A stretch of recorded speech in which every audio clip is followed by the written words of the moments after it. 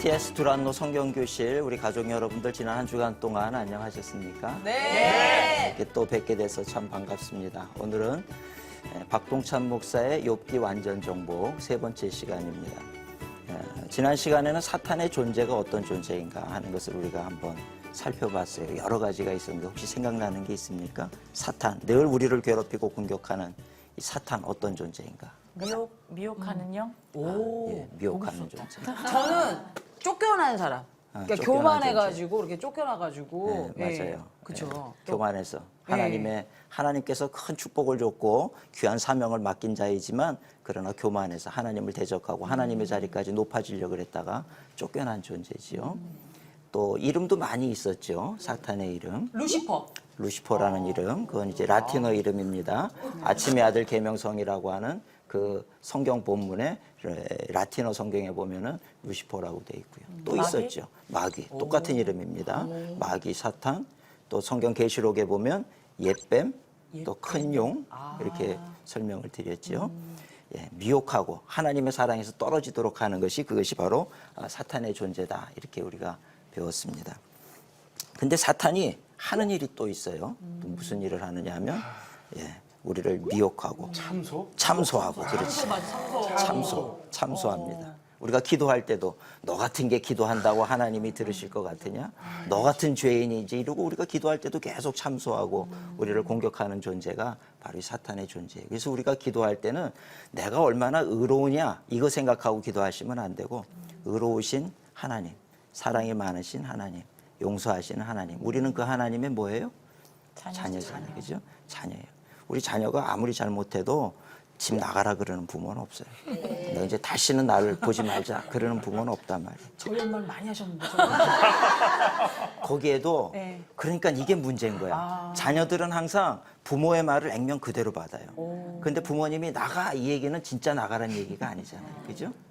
그 얘기가 아니거든. 근데 오늘 우리는 하나님 앞에 신앙생활 할 때도 하나님이 날 미워하시나? 나는 쫓아내시나?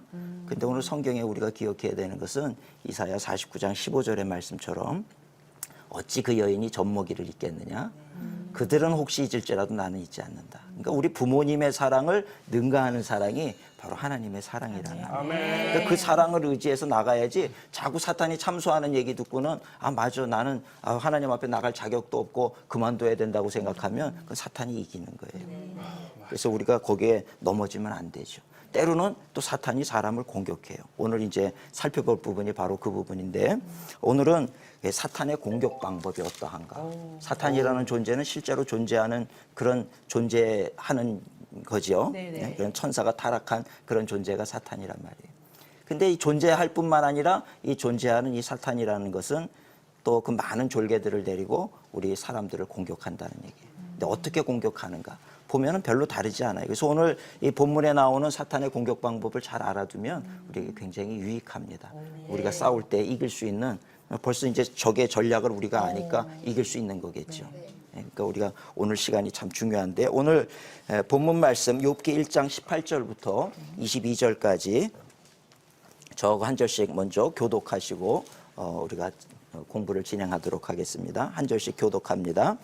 그가 아직 말하는 동안에 또 한 사람이 와서 아르되 주인의 자녀들이 그들의 맏아들의 집에서 음식을 먹으며 포도주를 마시는데 거친 집에서 큰 바람이 와서 집 내 모퉁이를 치매 그 청년들 위에 무너짐으로 그들이 죽었나이다. 나만 홀로 피하였으므로 주인께 아래로 왔나이다 할지라. 욥이 일어나 겉옷을 찢고 머리털을 밀고 땅에 엎드려 예배하며 이르되 내가 우태에서 알몸으로 나왔사온즉 또한 알몸이 그리로 돌아가올지라. 주신 이도 여호와시오 거두신 이도 여호와시니 여호와의 이름이 찬송을 받으시니이다 하고 다 같이 이 모든 일에 욥이 범죄하지 아니하고 하나님을 향하여 원망하지 아니하니라. 아멘.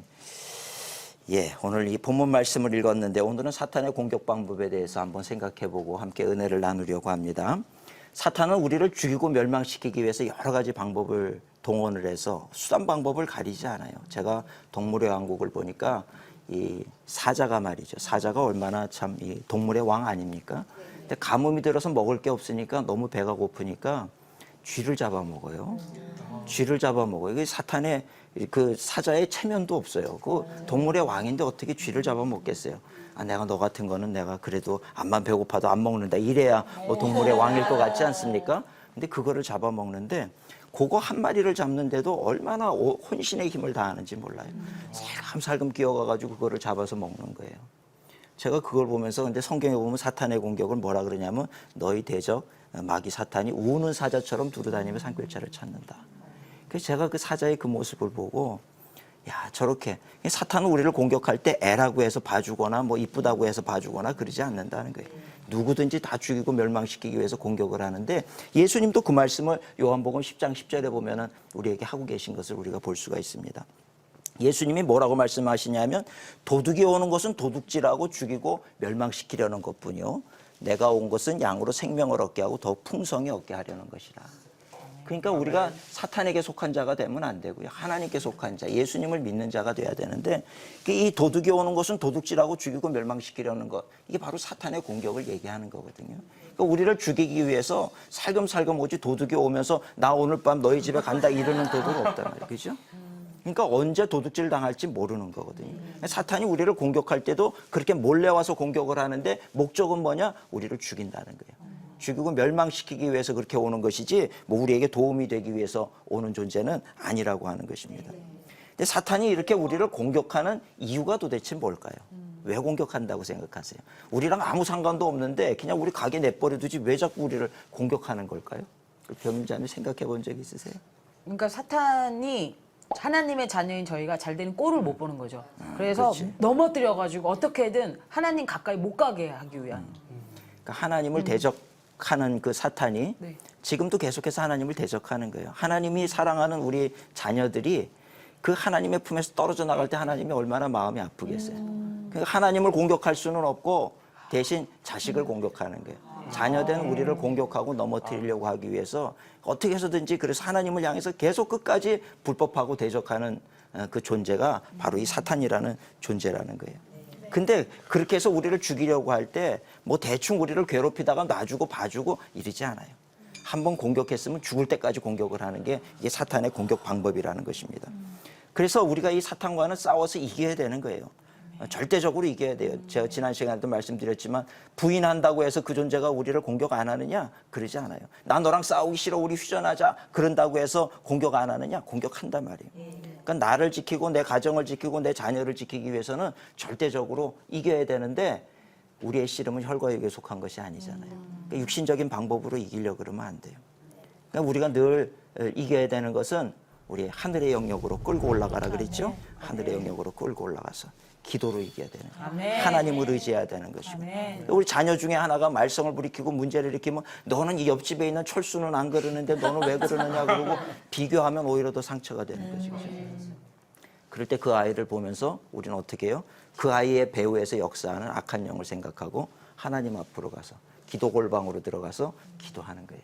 기도해서 하나님의 손이 우리 자녀를 붙잡아 주도록 그렇게 기도하게 될 때 아이가 달라지고 배후에서 역사하는 게 그 악한 영이 떨어져 나가게 되는 거죠.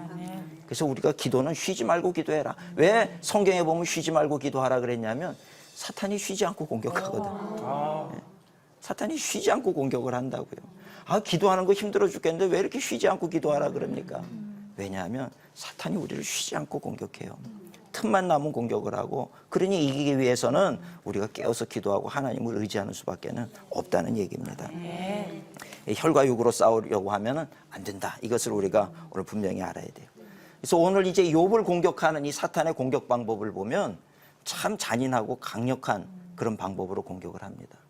공격을 할 때는 우리가 전쟁을 벌이면은 저 사람이 죽지 않으면 내가 죽는 거거든요. 그러니까 공격을 할 때는 뭐 살살 공격하고 봐주거나 그러면 안 되는 거죠. 한번 공격을 할 때 무너지도록 공격을 해야 되는데 이 욥을 하나님이 신뢰하는 이 욥을 무너뜨리기 위해서 얼마나 철저하게 본격적으로 공격을 하는지 모릅니다. 근데 우리가 이해가 안 되는 것이 한 가지가 있죠. 그건 뭐냐면 이렇게 신실했던 하나님을 경외하는 욥이었다라고 하면 하나님이 보호해 주셨어야 되는 거 아닙니까? 이게 궁금한 거예요. 그죠? 왜 하나님은 수수방관을 하셨는가? 왜 공격을 허용하시는가? 이것이 우리에겐 늘 궁금한 거거든요. 하나님이 안 된다. 욥은 건드리면 안 된다. 우리 생각은 일반적으로 그런데 그렇지 않았다는 거예요. 오늘 성경 욥기 1장 12절에 보면은 이런 말씀이 있죠. 여호와께서 사탄에게 이르시되 내가 그의 소유물을 다 내 손에 맡기노라. 다만 그의 몸에는 내 손을 대지 말지니라. 사탄이 곧 여호와 앞에서 물러가니라. 그죠? 또 2장 6절에도 보면 2차로 이제 사탄이 공격할 때도 비슷한 말씀을 하세요. 욥기 2장 6절 말씀 우리 병임자매 한번 읽어보실까요? 여호와께서 사탄에게 이르시되 내가 그를 내 손에 맡기노라. 다만 그의 생명은 해하지 말지니라. 아멘. 그 이 부분이 참 우리가 받아들이기 힘든 부분이잖아요. 그죠? 왜 하나님 공격을 허용하십니까? 우리 지난 시간에도 말씀 잠깐 드린 것 같아요. 그건 하나님이 욥을 신뢰했기 때문이에요. 그리고 그런 공격을 통해서 욥에게 얻어지는 그 유익이 더 크기 때문이라고 하는 거죠. 근데 오늘 우리는 그 모든 과정을 그냥 개괄적으로 얘기하면 그렇지만 사실은 그 안에 숨겨져 있는 그 많은 의미들을 우리가 좀 더 깊이 연구해 볼 필요는 있다라고 하는 겁니다. 그러니까 이런 부분에 대해서도 왜 하나님이 사탄을 그렇게 공격하게 허락하셨는가 이 부분에 대해서도 우리는 사실 하나님 선하신 하나님의 뜻이 있습니다. 이거를 알기는 알지만 그러나 하나로 우리가 이것 때문입니다. 저것 때문입니다라고 이렇게 결론 지어서 얘기하는 것은 매우 위험할 수 있다는 얘기예요. 욥기에 나오는 친구들은 자신의 생각이 맞다고 생각을 해가지고 욥을 향해서 뭐라고 얘기하냐면 너 죄 때문에 그렇다. 숨겨놓은 죄 때문에 그렇다. 이 얘기를 계속 하는 거거든요. 근데 우리가 알다시피 욥은 그 숨겨놓은 죄 때문에 그렇게 공격받은 건 아니었잖아요. 그죠? 그럼 그 친구들의 얘기는 틀린 얘기냐? 아니요. 친구들의 얘기도 사실 맞아요. 죄가 있으니 고난이 오는 건 맞단 말이죠. 근데 그 하나가 모든 상황을 다 설명하는 것이냐? 그건 아니라는 거예요. 또 다른 이유가 있을 수 있다라고 하는 부분에 대해서 우리가 좀 겸손해야 되고 하나님은 선하신 하나님이시다라고 하는 그 믿음 아래서 우리가 그저 최선을 다하고 하나님의 뜻을 알아가기 위해서 이렇게 노력하는 것이 중요하지 이것 때문이다 저것 때문이다 딱 그렇게 결론 짓는 것은 매우 위험할 수 있다라고 하는 거죠. 한번 질문해 볼게요. 우리 여기 패널도 계시고 그런데 여러분들은 어떻게 하나님이 욥을 신뢰하듯이 하나님이 여러분들도 신뢰하신다고 믿으십니까? 질문이 무거운데요. 굉장히 자신 없는 질문인데 신뢰하시기보다는 아직은 좀 다듬고 계신 것 같아요. 앞으로 좀 내밀 인물을 못 되는 것 같고 제가 하나님께서 좀 다듬는 과정에 계시지 않나. 그럼 우리가 성장해서 이 네. 신뢰할 만해지면은 그때는 강한 공격이 올까요? 그래서 제가 아직 조금 성장을 안 하나 봐요. 그게 무서워서. 네. 근데 정말 그거는 두려울 것 같아요. 너무 제 맞아요. 입장에서. 네. 맞아요. 오히려 역으로 이제 하나님이 너가 나를 신뢰해? 이렇게 물어보시면 그렇지. 지금 우리에게 중요한 정답을 말씀하시는 거예요. 그러니까 우리는 꼭 뭐냐면 하나님이 나를 신뢰해서 나를 공격하게 하실 것인가 이 생각을 하는데 사실은 우리는 어떤 상황이 펼쳐질지 몰라요. 근데 우리에게 필요한 거는 우리가 진짜 하나님을 신뢰하느냐. 그 선하신 하나님을 신뢰하느냐. 이것이 참 굉장히 중요한 부분이라는 거죠. 우리 한번 선물 여러분들에게 오늘 선물을 좀 드리려고 그러는데 감사합니다. 이런 거 받아보셨습니까? 참 이쁘지요? 네. 근데 이렇게 여러분들 선물 받을 때 제일 먼저 드는 생각은 뭐예요? 얼마일까? 그렇죠. 이 안에 뭐가 무엇일까? 들어있을까? 이 안에 뭐가 들어있을까? 근데 선물 포장이 화려한데 사실 뚜껑을 열어봤더니 별게 아니야. 그럼 실망되죠. 네. 그죠? 김새요. 그렇지, 김샌단 말이에요. 그러니까 어떨 땐 뭐라 그러냐 하면 차라리 박스 값이 더 비싸겠다. 맞아. 포장만 화려하고 속의 내용은 실속이 없다. 이제 어떤 분들에게 이런 이제 게임을 해봤어요. 상자가 여러 개가 있는데 큰 상자도 있고 작은 선물 상자도 있고 또 중간도 있고 또 막 포장이 그냥 뭐 엉터리 같이 된 포장된 그런 선물 상자도 있고 하나씩 골라라 그러면 대부분의 사람들은 겉보기에 좋은 것을 선택한단 말이에요. 크고 좋은 것을 선택하지만 사실은 형편없어 보이는 그 선물 박스 안에 있는 그 선물이 진짜 귀한 것일 때가 있거든요. 맞아요. 근데 모든 사람들은 이 선물 박스를 준다 그러면 다 좋아해요. 그죠? 다 받기를 원하고 좋아한다고요. 그런데 사실은 하나님이 우리에게 주시는 선물 박스는 때로 겉은 투박해 보여. 받기 싫어. 저 사람은 아주 이쁜 걸 줬는데 나한테는 왜 이 모양의 것을 주십니까? 이럴 수도 있어요. 그죠? 그게 바로 뭐냐면 고난이라는 박스 안에 담겨져 있는 선물이라는 거예요. 그래서 하나님은 그 고난을 사실 때로는 이렇게 얘기하면 잘 받아들이기가 힘들 수도 있어요. 고난이 선물입니다. 그러면 그런 선물이라면 난 안 받을래요. 이럴 수가 있어요. 근데 사실 받고 보면 그 안에 담겨져 있는 것은 세상의 그 어떤 것보다 귀한 선물이라고 하는 것을 우리가 깨달을 때가 있다라고 하는 것입니다. 그래서 하나님이 주시는 것은 무엇이 됐든 감사함으로 받는 게 중요해요. 아멘. 고난이라는 선물은 주지 마세요. 그럴지 모르지만 사실 우리 성도님들 살다 보면 이미 고난이라는 선물을 매일매일 받고 살고 있잖아요. 그죠? 문제 없는 집이 없고요. 나 받기 싫어요. 이미 다 받고 계세요. 이미 또 받고 있고 나도 또 받고 있고 또 다른 선물을 또 주시고. 근데 그걸 선물이라고 얘기하는 이유가 있다는 거예요. 그건 뭐냐면 그 안에는 정말 가치 있는 것이 있기 때문에 그래요. 어떤 이익이 있느냐? 신앙이 먼저 성장을 합니다. 아멘. 이게요, 아주 그 신앙이 강해지는 것은 그냥 강해지는 게 아니에요. 이런 고난이라고 하는 거에 우리가 접해보면 강해지는 거죠. 이 고난을 통해서 신앙이 성장이 되지 고난 없이는 신앙 성장하는 사람이 없어요. 그러니까 반드시 우리가 거쳐야 되는 과정이라는 거예요. 어렸을 때는 보면 이렇게 아이들이 가다가 조그마한 물웅덩이만 있어도 그거 못 건너가요. 무섭다 그러고 울고 날 안으라 그러고 그러잖아요. 근데 성장하면 그 다음에 어때요? 그거 콱 밟고 지나가는 거예요. 들어가지 말래도 들어가죠. 들어가지 말래도 들어가고 그 안에서 수영도 하고 뭐. 예? 우리 아들이 그랬어요. 그 안에 들어가서 수영하고 난리를 치고 와가지고 머리끝부터 발끝까지 진흙투성이가 돼가지고 온 적도 있었어요. 그러니까 그게 두렵지 않은 거거든요. 그러니까 누군가에게는 두려운 문제가 그 과정을 거친 사람에게는 더 이상 두려운 문제가 아니란 말이죠. 그러니까 오늘 우리가 신앙생활을 하면서 이제 부모가 되고 성인이 된다라고 하는 것은 그런 과정을 거쳐서 이미 이제 성숙할 대로 성숙해 있기 때문에 자녀들이 그거 두려워할 때 아무것도 아니라는 것을 얘기해 줄 수가 있는 거죠. 그죠? 자녀가 그 작은 물웅덩이 앞에서 엄마 무서워 안아줘 그러는데 엄마도 야 나도 무섭다 이럴 수는 없는 거죠. 성인이 돼야 된다는 얘기죠. 근데 고난을 통해서 우리가 우리 자신의 모습을 보게 되고 고난을 통해서 나도 모르는 사이에 강해지는 것이고 연단을 받는 거. 그러니까 이게 고난이라고 하는 것은 지나고 보면 그 순간엔 참 힘들고 어렵지만 지나고 보면 이것처럼 귀한 선물은 없다 하는 것을 우리가 알 수 있다는 거예요. 또 하나 욥의 경우도 보면은 그래서 욥은 나중에 살아계신 하나님을 체험하는 거예요. 늘 우리가 지식적으로 가지고 있고 귀로 듣기만 하던 하나님이었지만 마지막 42장에 보면 내가 죽게 되어 귀로 듣기만 하였사오나 이제는 눈으로 배움나이다. 그러니까 신앙이 한층 더 성숙하고 눈으로 보는 신앙과 귀로 듣는 신앙은요 차원이 달라요.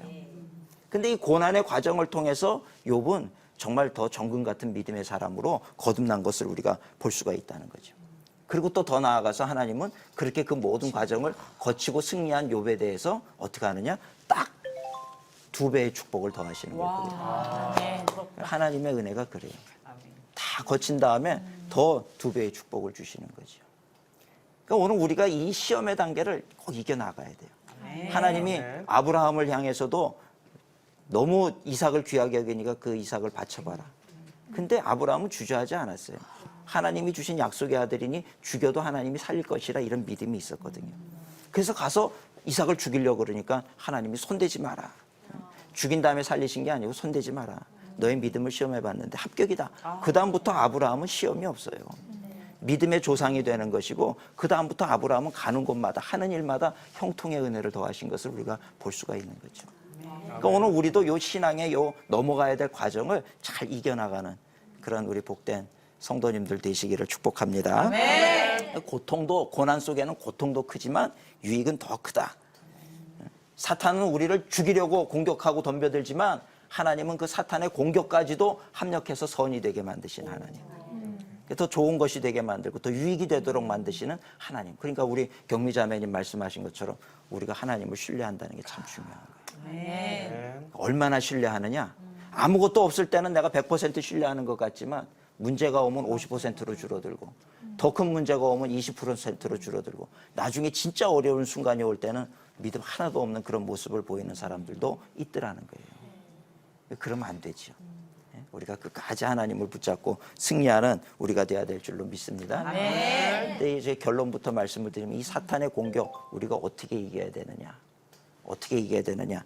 요한계시록 12장 11절 말씀이 참 귀해요. 요한계시록 12장 11절 말씀 보면 우리 형제들이 이제 마지막 때 하나님 말씀하시는 어린 양의 피와 자기들이 증언하는 말씀으로써 그를 이겼으니 그들은 죽기까지 자기들의 생명을 아끼지 아니하였도다.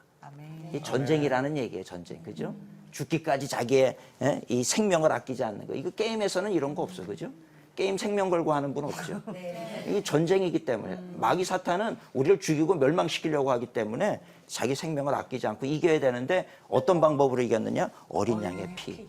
그리고 자기들의 증언하는 말씀. 이건 성경 말씀, 하나님의 말씀. 하나님의 말씀은요, 곧 법이에요. 법. 법이기 때문에 이 법으로 이겨야 되는 거예요. 당신이 잘못했다 말씀 어겼으니 법이죠. 사탄은 때로 이 하나님의 말씀 가지고 우리를 공격하기도 해요. 예수님도 이 하나님의 말씀으로 공격을 했단 말이에요. 두 번째 경우 같은 경우는 천사들이 너의 발을 붙들어줘서 발이 돌에 부딪히지 않게 한다고 시편 91편에 되어 있지 않느냐? 그러니 성경 꼭대기에서 뛰어봐라. 하나님의 말씀으로 인용을 한단 말이죠. 그리고 또 하나가 어린 양의 피인데 어린 양의 피는 예수님의 십자가잖아요. 그죠? 예수님의 십자가에서 흘린 보혈. 그건 뭘 의미합니까? 사탄의 가장 강력한 무기는 죄거든요. 죄.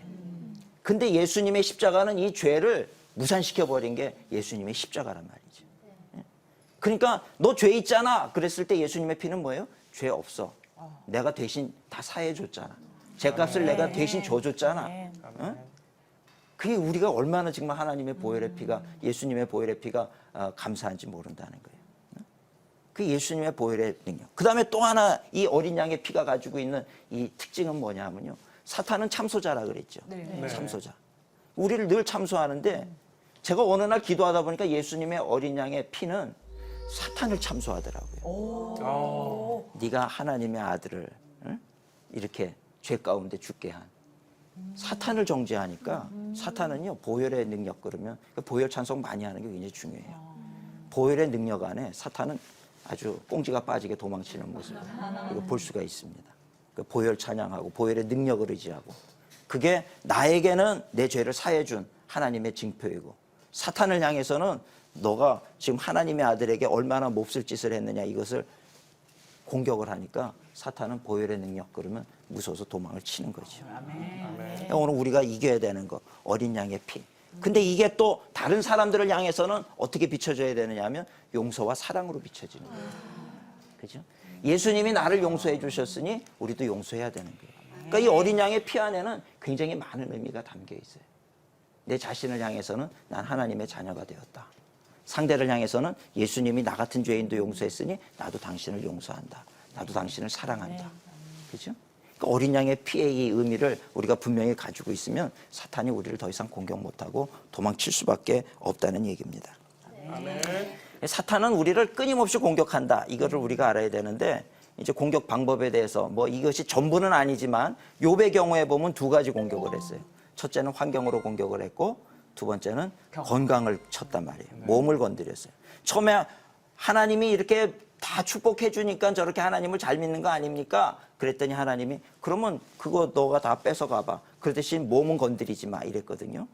그랬더니 이제 공격이 오는데 얼마나 이 사탄이 참소하는 이유는요. 공격권을 얻기 위함이에요. 공격권을 얻기 위해서 이렇게 참소를 해요. 예수님도 그렇게 참소를 하고 항상 보면 뭐냐면 이 사탄은 지혜로워요. 그래서 사탄의 이야기는 들으면 잘못하다가는 빨려 들어가요. 예수님이 40일을 금식하고 나오셨는데도 예수님을 미혹하기 위해서 어떤 방법을 쓰냐면 40일 금식해서 배고프잖아. 너 하나님의 아들이잖아. 이 돌 가지고 떡 만들어 먹을 수 있잖아. 그럼 왜 그냥 안 써? 그 능력 사용하지. 왜 식권 쿠폰 가지고 있으면서 왜 안 써? 설득력이 있단 말이에요. 그러니까 사탄의 얘기는 자꾸 듣다 보면요 빨려 들어가게 돼 있고 결국은 넘어지게 돼 있어요. 그러니까 저 사탄하고는 아예 대화를 안 해야 돼. 아예 그런 생각이 들어올 때 물러가라. 예수의 이름으로 물러가라. 물리쳐버리고 부정적인 생각 때 물러가라. 생각 속에 자꾸 빠져들다 보면 나중에는 그 우울증까지 가는 분들도 있어요. 우울증까지 가고 내 신세가 왜 이런가 그러고 신세 한탄하고 이러고 점점 빠져드는 사람들이 있단 말이에요. 그렇게 되면 안 되겠죠. 애당초 상종을 하면 안 됩니다. 근데 오늘 첫 번째 보면 이 환경을 통해서 공격을 하는데 얼마나 끔찍하게 공격하는지 몰라요. 욥기 1장 14절부터 22절까지 보면은 이제 사탄의 공격 방법이 나와요. 근데 보면은 14절에 보니까 스바 사람들이 공격을 해요. 그죠? 스바 사람, 뭐, 이게 다 중동에 있는 사람이에요. 스바가 어딘지 정확히 알지는 못해요. 근데 다 중동에 있는 어느 한 지역이라고 보시면 맞아요. 스바 사람들이 공격을 하는데 그 욥의 그 많은 재산 중에서 그 소와 나귀를 다 빼앗고 욥의 종들을 다 죽였단 말이에요. 이런 얘기를 들었을 때 얼마나 뭐 재산 손실도 있지만 종들이 죽었으니 얼마나 또 마음도 아프겠어요. 그렇겠죠? 근데 그 다음에는 하늘에서 불이 떨어졌어요. 자연재해죠. 요즘에도 뭐 이 자연재해는 사실 예측을 못 하잖아요. 그죠? 맞아요. 언제 어떻게 될지. 보면 그 자연재해가 임할 때 뭐 보면은 뭐 고베 지진이 나니까 모든 게 다 무너지고 또 태풍이 오고 하니까 집도 다 무너지고 뭐 이런 모습들을 우리가 보거든요. 자연재해가 일어나는 거예요. 하늘에서 불이 떨어졌다. 번개가 떨어지는 거죠. 그죠? 벼락이 떨어지는 거죠. 그런 것으로 인해서 양들이 다 죽고 또 종들도 죽고 그 다음에 또 갈대아 사람이 또 공격을 해와가지고 낙타를 다 탈취해 갔어요. 낙타를 다 탈취하고 종을 다 죽여. 재산과 종들이 다 없어져 버린 거예요. 그 다음에 이제 가장 힘든 게 뭐냐면 돌풍이 불어요. 큰 바람이 불어요. 그래서 이 자녀들이 한 집에 모여가지고 잔치를 하다가 돌풍이 나가지고 집이 무너져 앉으니까 아들들이 다 죽은 거예요, 자녀들이. 아유. 참 이거보다 큰 아픔이 어디 있겠어요, 그죠? 사람이 겪는 고난 중에서 가장 큰 고난은 자녀의 문제, 자녀. 자녀가 그렇게 죽었다는 거, 한순간에 자녀들이 다 죽었다는 게 이게 얼마나 큰 고통이겠습니까? 제가 목회를 할 때 목회 초년병 시절에 우리 이제 첫째가 아들이고 둘째가 딸인데 딸아이가 많이 아팠던 적이 있었어요. 이제 3살 때인가 병원에 갔더니 수술을 해서 배를 이렇게 해가지고 장에 잘못된 것을 잘라가지고 수술을 해야 된다. 그런데 그러니까 뭐 죽은 것도 아니에요. 근데 제가 그 수술실 앞에서 얼마나 간절히 기도했는지 몰라요. 여태까지 기도를 제가 해본 중에 그렇게 간절했던 적이 없었어요. 자식의 문제니까.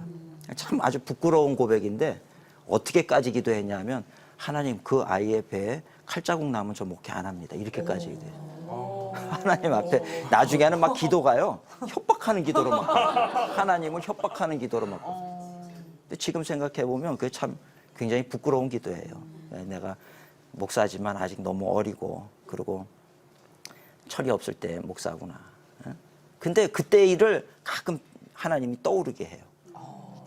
그래서 남을 쉽게 정죄하지 못하게 만드시더라고요. 사람이 그 상황에 닥치면 아무도 몰라. 근데 자녀의 문제가 걸리면은 이건 더 심각해지는 거죠. 차라리 내 생명을 가져가시지 왜 자녀를 건드리십니까? 이럴 수도 있는 거거든요. 그러니까 사탄은 참 교묘해요. 하나님이 욥을 건드리지 말라니까 욥의 자녀들을 쳐버려요. 그래가지고서는 다 죽게 만들었어요. 이런 참 극한의 상황 속에서 욥은 어떻게 했냐면 하나님을 원망하지 않았다는 거예요. 이게 참 너무 놀라운 거예요. 이게 사실은. 1장 21절 22절 1장 21절 22절 보면 이렇게 고백하는 거예요. 참 너무나도 놀라운 고백이에요. 내가 모태에서 알몸으로 나와 싸운즉 또한 알몸으로 그리로 돌아가올지라. 빈손 들고 왔던 건데 지금 다시 빈손이 됐는데 뭐 어떠냐 이 얘기죠. 주신 이도 여호와시오 거두신 이도 여호와시오니 여호와의 이름이 찬송을 받으실지니이다. 찬송이 될까요? 여호와의 이름이 찬송이 될지. 욥의 마음은요 무너졌을 거예요. 그러나 하나님을 신뢰한 거예요. 선하신 하나님 뜻이 있을 것이다. 그 얘기를 한 거지 찬송을 한다고 해서 마음이 기뻐가지고 찬송을 하는 거 아니에요. 오늘 우리도 신앙생활하다가 너무 답답할 때 울면서 찬송할 때가 있죠. 네. 찬송이 안 나올 때도 있죠. 그죠? 찬송이 안 나올 때도 있어요. 그럴 때는 찬송을 저런 크게 틀어놓으라 그래. 천상이 안 나올 때는 찬송을 크게 틀어놔라. 너무 힘들 때. 두 번째는 그래도 안 넘어가니까 이제 사탄이 화가 난 거죠. 그래서 하나님 앞에 다시 갔어요. 몸을 건드리면 넘어질 겁니다. 그러니까 이제 하나님께서 몸은 건드리되 그 대신에 생명은 건드리지 마라. 죽게는 하면 안 된다. 이 말씀하신 거죠. 그러니 이 사탄이 두 번째 공격을 하는데 사람이 몸이 힘들면 만사가 귀찮아져요. 그죠? 맞아요. 몸이 괴로우면요 막 죽고 싶은 하는 사람들도 있어요. 너무 괴로우니까 자기 죽여달라는 사람도 있어요. 그러니까 병원에 중환자실 가보면 참 우리가 이렇게 살아있다는 게 얼마나 감사한 거지 뭐. 코로 숨 쉬고 밥을 퍼먹을 수 있고 꼼짝 못하고 누워있는 분들이 계시거든요. 그러니까 몸이 피곤하다고 하는 건 정말 힘든 일이에요. 그런데 이 사탄이 욥을 공격을 했는데 어떻게 공격을 했느냐면 이 악창이 나게 만들었어요. 단순한 종기가 아니고요. 악창이 났어요. 근데 보면 발바닥에서 정수리까지 종기가 다 온몸에 얼마나 끔찍하겠습니까? 끔찍해요. 말할 수 없는 그런 처참한 지경에까지 떨어지게 됐는데 욥기서 7장 5절에 보면요. 구더기까지 끓었다는 거예요. 어우, 끔찍해. 온몸에 구더기까지 이렇게 끓을 정도로. 7장 5절에. 사람이 한계가 있는 거예요. 한계가. 참는 것도 한계가 있고 아는 것도 한계가 있고 구더기와 흙이 자기를 덮었다. 이렇게 지금 표현하고 있는 것을 봅니다. 그때 그 결과 어떻게 되냐 보면은 아내가 그거를 보다가 욥을 조롱하는 거예요. 그죠? 2장 9절에 보면 그 말씀이 있어요. 우리 2장 9절 말씀 우리 경미자매님 한번 읽어보실까요? 욥기서 2장 9절. 그의 아내가 그에게 이르되 당신이 그래도 자기의 온전함을 굳게 지키느냐 하나님을 욕하고 죽으라. 네. 아휴, 욕하고 죽으려네 또. 아. 그러니까 이 말씀 볼 때 사탄이 욥을 공격했는데 누가 넘어졌냐면 욥의 아내가 넘어진 거예요. 맞아요. 욥은 넘어지질 않았어요. 근데 욥의 아내가 이거를 보고서는 오히려 사탄이 계획한 대로 이제 그대로 지금 넘어가고 있는 모습을 볼 수가 있습니다. 그러니까 믿음이 없는 사람들은 당연한 반응이에요, 사실은. 욥의 고난을 보면 누구라도 그렇게 얘기할 거예요. 하나님의 선하신 경륜이나 이런 걸 모르는 사람은 그러고도 하나님이 살아계시다라고 믿느냐? 이제 이렇게 얘기하는 건 지극히 당연해요. 우리 주변에도 지금 그런 얘기하는 분들이 많죠. 우리가 신앙생활하다가 열심히 봉사했는데 어려움 당하면 안 믿는 사람이 와가지고 야 니네 하나님 어디 계시냐? 이제 그런단 말이에요. 맨날 그러고도 무슨 기도를 하고 아직도 정신을 못 차리냐? 그쯤 되면 하나님이 안 계신 걸 알아야지. 이러고 공격을 한단 말이에요. 근데 그런 것조차도 사탄의 공격이라고 하는 것을 우리가 알아야 된다는 거죠. 욥기 1장 22절 우리 참 중요한 말씀인데 다 같이 읽으면 좋겠어요. 욥기 1장 22절 이 모든 일에 욥이 범죄하지 아니하고 하나님을 향하여 원망하지 아니하니라. 아멘. 아멘. 이게 우리 모습이 될 수 있을까요? 아멘. 이게 우리 모습이 돼야 된다는 얘기예요. 자, 그럼 2라운드 누가 승리했습니까? 욥. 욥이 2라운드도 이겼어요. 하나님께서 신뢰하신 것처럼 욥은 사탄의 공격에도 불구하고 1라운드, 2라운드를 다 이겼어요. 그러면 사탄과의 싸움에서 욥이 이긴 거죠. 네. 그런데 성경을 가만히 보면 싸움은 끝난 게 아니야. 가장 힘든 3라운드가 시작이 됩니다. 가장 힘든 3라운드인데 성경에서는 이 3라운드는 사탄의 공격이라고 얘기는 안 해요.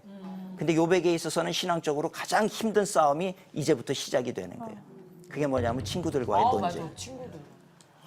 저는 흔히 이제 성경 공부라고 할 때 우리 성도님들에게 드리는 말씀이 영적 전쟁은 우리가 기도할 때 일어나지 않아요.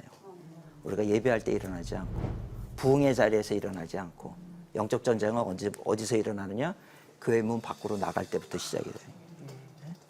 은혜 실컷 받고 나가면서 싸우고 은혜 실컷 받고 나가면서 가슴 치고 한숨 쉬고 나가고 그런단 말이에요. 집에 가가지고 내가 오늘 말씀대로 살아야지 그랬다가 남편이랑 대판 싸우기도 하고 그리고 전화 한 통 받고 그냥 화가 나가지고 다 뒤집어지기도 하고 그러니까 우리의 영적 싸움은요 우리는 흔히 내가 기도할 때 영적 전쟁이다 아니요. 영적 전쟁은 우리가 기도 끝난 다음부터 일어나는 거예요.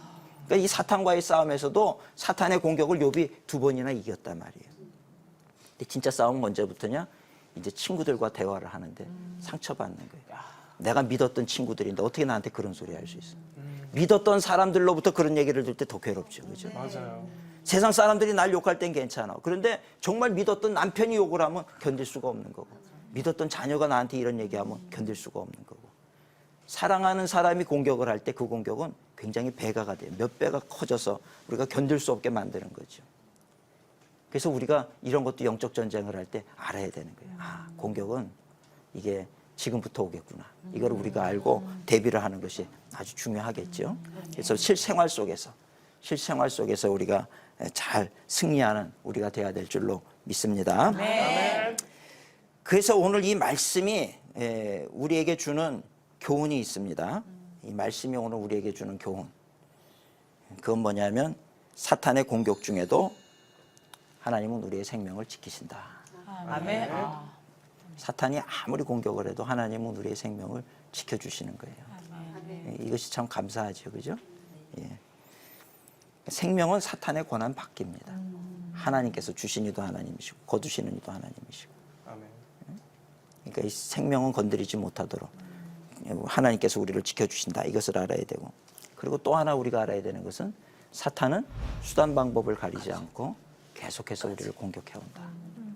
한 번 승리하는 거 중요하죠. 그런데 그걸로 끝이 아니라는 걸 알아야 된다. 2번 공격하고 3번 공격하고 4번 공격하고. 언제까지 공격하냐? 우리가 죽을 때까지 공격하냐. 어마어마 무시무시하네요. 지독하네요, 아주 그냥. 그러니까 피할 수 없으면 즐기라 그랬잖아요. 그죠? 그럴 때 무시해버리고 주님과 동행하는 삶을 사는 거예요. 아멘. 주님과 동행하는 삶. 아멘. 주님과 동행해도 계속 옆에서 강아지들이 짖어. 그래도 짖거나 말거나 나는 주님과 동행하면서 가는 게 중요합니다. 아멘. 그러면 그 여정이 즐겁고 기뻐요.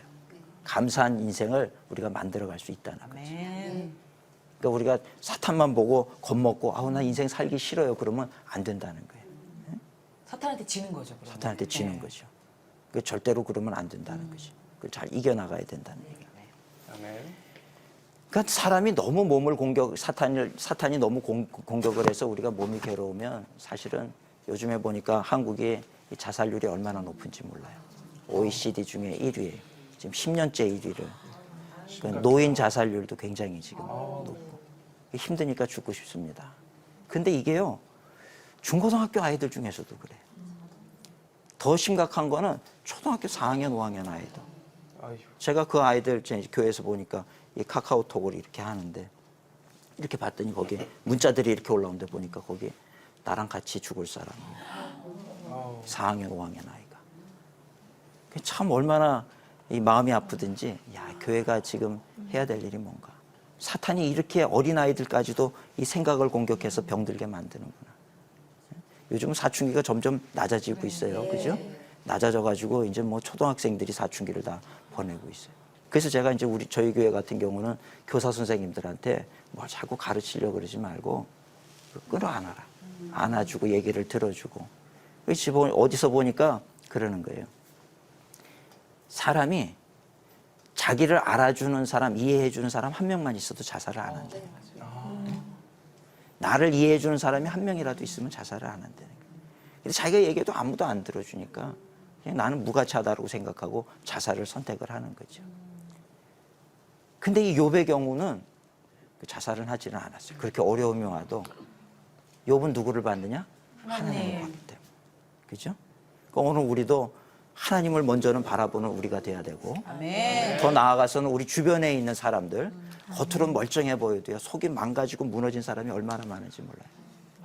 그러니까 옆에 서서 그 사람의 얘기를 들어주고 손을 잡아주고 할 수 있는 그런 우리가 되면 얼마나 좋을까. 아멘. 아멘. 욥의 얘기를 통해서도 욥의 친구가 아니라 진짜 좋은 친구. 다음 시간에 이 부분에 대해서 더 자세하게 말씀을 드리겠습니다만은 어디 가든지 우리가 손을 잡아주고 그 사람의 얘기를 들어줄 수 있는 예, 그런 사람이 되면 아멘. 좋을 것 같아요. 그렇죠? 자, 오늘 이렇게 해서 박동찬 목사의 욥기 완전 정복 3번째 강의를 했는데 혹시 질문 있으신가요? 저는 그 욥을 보면서 하나님께서 허락하신 고난이셨잖아요. 그러면 우리의 고난은 다 하나님께서 주시는 건가요? 야고보서 1장 13절에 보면 하나님은 친히 아무도 시험하지 않으신다. 그래서 하나님은요 시험하지 않아요. 근데 어린 아이들은요 하나님이 시험해서 우리에게 고난이 오는 건 아니고 사탄의 공격이 왔을 때 그것을 허용하는 이유는 뭐냐면 그것이 욥에게 유익이 된다는 것을 아셨기 때문에 허용을 하시는 거거든요. 그러니까 오늘 우리도 우리 자녀들이 살아갈 때 얘가 힘들지만 이거 거쳐가야 되는 과정이라고 생각하면 거치게 냅둬야 되는 거죠. 그죠? 그러니까 하나님은 그러나 어떤 공격이 오든지 우리를 향해서 놀라운 계획이 있으신 거예요. 합력해서 선이 되도록 만드시려고 하는 계획이 있으시다. 우리가 그걸 알아야 되는 거죠. 예? 그래서 번데기에서 나비가 나올 때 힘들어하니까 그걸 칼로 이렇게 잘라서 열어주면은 나비가 못 난대요. 이거를 버티고 이렇게 나오면서 힘을 줘서 나올 때 날개가 힘을 얻어서 날아갈 수 있다는 거예요. 그런 거죠. 그러니까 힘들고 고통스럽지만 지켜봐 주는 거예요. 그거를. 그러니까 하나님으로부터 시험이 오는 것이 아니고 그런 사탄의 공격까지도 하나님은 도구로 사용하시고 합력해서 선이 되게 하시는 하나님이신 것을 우리가 알아야 된다는 얘기입니다. 아멘. 그 고난이 우리에게 그 유익이 되는 걸 이 시간을 통해서 알았는데 정말 우리 주변에 힘들어하시는 분들에게 고난은 선물이야. 그렇게 이렇게 얘기를 하실 수는 없는데 그럼 그렇게 힘들어하는 지체들한테는 어떻게 위로를 하는 게 좀 효과적일까요? 그러니까 우리는 사실 상대방의 그 상황을 알 수는 없는 거거든요. 처지 형편을 모른단 말이에요. 영어의 understand가 이해한다는 뜻인데 understand는 그 사람 밑에 서본다는 거예요. 그러니까 그 사람의 어떤 신발을 신어봐야 안다는 거죠. 근데 그러기 전에는 우리는 잘 몰라. 그럼에도 불구하고 우리는 어떤 사람이 있으면 꼭 사명을 가지고 뭔가 얘기를 해줘야 된다고 생각을 정답을 해요. 해줘야 될 것처럼. 정답을 얘기해주고 싶고 막 그러는데 그게 오히려 상황을 악화시킬 때가 많다는 거예요. 잘 모를 때는 그저 옆에 서 있어 주는 게 중요하죠. 아, 힘들겠다. 그래, 나는 그런 걸 경험해보지 않았지만 참 내가 너라면 너무 힘들 것 같아. 그래도 네가 참 잘 버티는 것 같아. 이러고 오히려 그 사람으로 하여금 스스로 버티고 이겨나갈 수 있도록 도와주는 게 굉장히 중요한 겁니다. 그러니까 섣부르게 하고 싶은 얘기가 있어도 말을 참아야 돼요. 너 때문이다. 너 옛날부터 그럴 줄 알았다. 너 기도 그렇게 할 때부터 난 알아봤다. 그런다고 해서 그 사람이 나를 신령한 사람으로 봐주지 않아요. 원수로 보지. 그죠? 그게 중요한 게 아니거든요. 내가 해주고 싶은 말이 있어도 때로는 말을 참아야 돼요. 옆에서 서서 손을 잡아주고 어깨를 감싸 안아주고 같이 울어주고 같이 울어주는 게 굉장한 힘입니다. 네. 오늘 CTS 두란노 성경교실 박동찬 목사의 욥기 완전 정복 오늘 강의는 여기까지 하고요. 우리 다음 이 시간에 또 좋은 말씀으로 함께 은혜 나누면 좋겠습니다. 한 주간 동안 승리하시기를 기원합니다. 감사합니다.